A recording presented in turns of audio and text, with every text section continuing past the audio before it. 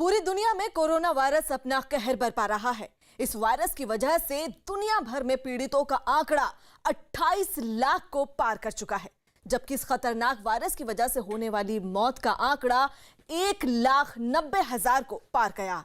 इस भयानक त्रासदी के बीच उत्तर प्रदेश की योगी सरकार ने कोटा मॉडल के बाद दूसरे राज्यों में फंसे 10 लाख मजदूरों की घर वापसी के लिए एक बड़े मिशन की शुरुआत कर दी है। क्या है योगी सरकार के घर वापसी मिशन की कहानी, आइए आपको दिखाते हैं।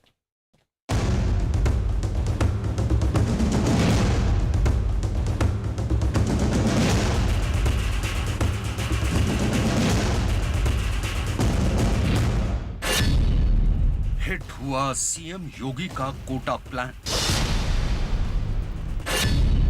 अब मजदूरों को वापस लाने की तैयारी। अपने घरों को पहुंचेंगे 10 लाख मजदूर। कोटा से छात्रों की वापसी का प्लान हिट होने के बाद उत्तर प्रदेश की योगी सरकार ने नए मोर्चे पर काम करना शुरू कर दिया है। अब दूसरे राज्यों में फंसे उत्तर प्रदेश के मजदूरों को वापस लाया जाएगा। लॉकडाउन में फंसे मजदूरों और कामगारों के लिए योगी सरकार का ये प्लान ऑफ एक्शन किसी तोहफे से कम नहीं। दूसरे राज्यों में फंसे मजदूरों को वापस लाने के लिए योगी सरकार ने एक समिति गठित की गई है। ये समिति दूसरे राज्यों में फंसे मजदूरों और श्रमिकों की सूची व लिस्ट तैयार करेगी और बाकायदा कार्य योजना बनाकर सीएम योगी के सामने प्रस्तुत करेगी। दरअसल कोरोना महामारी की वजह से 25 मार्च को हुए लॉकडाउन के बाद से यूपी के लाखों मजदूर अलग अलग राज्यों में फंसे हुए हैं। लॉकडाउन बढ़ने की वजह से इन मजदूरों की दिक्कतें और ज्यादा बढ़ी हुई हैं। खाने पीने की दुश्वारियों के अलावा लाखों मजदूर रोजगार गंवा चुके हैं। हालांकि राज्य सरकारें इन मजदूरों तक हर संभव मदद पहुंचा रही हैं। जैसे जैसे वक्त गुजर रहा है, इन मजदूरों की परेशानियां बढ़ती जा रही हैं। एक आंकड़े के मुताबिक इस वक्त देश के तमाम राज्यों में उत्तर प्रदेश के 10 लाख मजदूर फंसे हुए हैं। योगी सरकार चाहती है कि जल्द से जल्द इन मजदूरों की न सिर्फ वापसी हो, बल्कि इनके लिए प्रदेश में ही रोजगार के मौके भी तलाशे जाएं। उत्तर प्रदेश के ऐसे श्रमिक, कामगार तथा मजदूर बहन भाई जो अन्य राज्यों में निवासरत हैं और 14 दिन की क्वारंटीन अवधि पूरी कर चुके हैं, हम उन्हें वापस उनके घर पहुंचाएंगे। ऐसे लोगों की राज्यवार सूची तैयार करने सहित चरणबद्ध कार्य योजना तैयार करने हेतु अधिकारियों को निर्देश दिए गए हैं। योगी सरकार इस वक्त जिस बड़ी कार्य योजना पर काम कर रही है, उसमें मजदूरों को यूपी में लाने के अलावा उनके खाने पीने का इंतजाम, उनके रहने का बंदोबस्त और रोजगार देने की भी रणनीति बनाई जा रही है। इतना ही नहीं, ये यूपी में आए और कोरोना वायरस का खतरा न बढ़े, इसके लिए भी सरकार ने पूरी तैयारी कर रखी है। योगी सरकार ने अधिकारियों को इस बारे में निर्देश जारी किए हैं कि वो दूसरे राज्यों के मुख्यमंत्रियों से संपर्क करें और एक ऐसा रोड मैप तैयार करें जिससे दूसरे राज्यों में फंसे मजदूरों की वापसी की राह को आसान किया जा सके। अधिकारियों को निर्देशित किया गया है कि शेल्टर होम, आश्रय स्थल को सैनिटाइज कर सभी के लिए ताजे व भरपेट भोजन की व्यवस्था की जाए। 14 दिन की संस्थागत क्वारंटीन पूरा करने के उपरांत सबको राशन किट व 1000 के भरण पोषण भत्ते के साथ होम क्वारंटीन के लिए घर भेजने की व्यवस्था की जाएगी।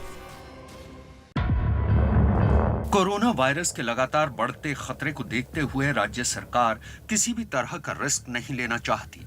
यही वजह है कि मजदूरों की वापसी के अलावा उन तमाम बातों को ध्यान में रखा जा रहा है जिनसे कोरोना वायरस के बढ़ते खतरे पर नकेल कसी जा सके। सरकार इन मजदूरों की चरणबद्ध तरीके से वापसी करेगी। सबसे पहले उन मजदूरों की वापसी होगी जो दूसरे राज्यों में क्वारंटीन की तय सीमा को पूरा कर चुके हैं। ऐसे मजदूरों को वापस लाकर उनका स्वास्थ्य परीक्षण कराया जाएगा। उसके बाद उन्हें फिर से क्वारंटीन किया जाएगा। इसके बाद उन मजदूरों की वापसी होगी जो काम धंधा बंद होने की वजह से फंसे हुए हैं। इन मजदूरों को भी स्वास्थ्य परीक्षण के बाद क्वारंटीन किया जाएगा। उत्तर प्रदेश पहला राज्य है जहां कोरोना वायरस की महामारी के बीच मजदूरों की वापसी के लिए इतने बड़े प्लान पर काम किया जा रहा है। इतना ही नहीं, सरकार ने अधिकारियों को इस बात के भी निर्देश दिए हैं कि इन तमाम मजदूरों के लिए 15 लाख रोजगार की भी व्यवस्था की जाए, ताकि अपने घर लौटने के बाद इन मजदूरों को रोजगार के लिए किसी तरह की दिक्कत का सामना न करना पड़े। इसके अलावा सरकार पलायन रोकने की दिशा में भी काम कर रही है। उत्तर प्रदेश में वापस लाए जाने से पूर्व इन श्रमिकों कामगारों की स्क्रीनिंग व टेस्टिंग कराई जाएगी।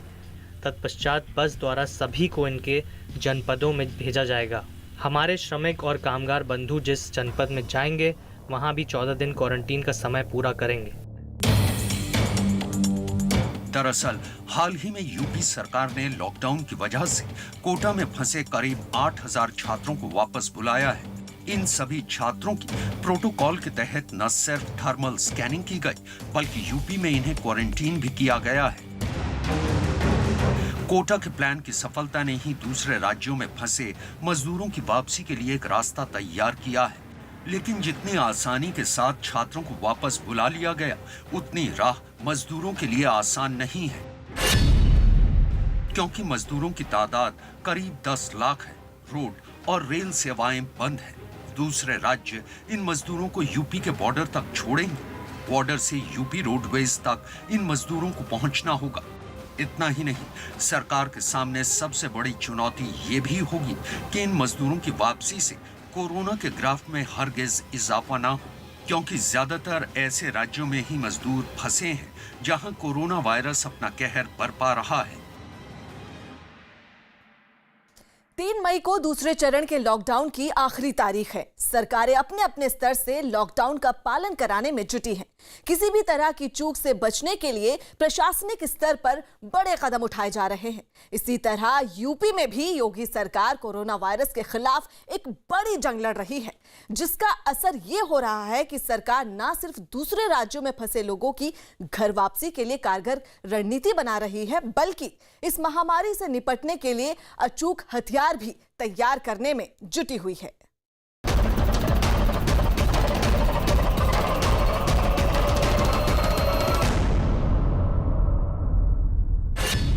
आबादी के लिहाज से उत्तर प्रदेश देश का सबसे बड़ा राज्य है।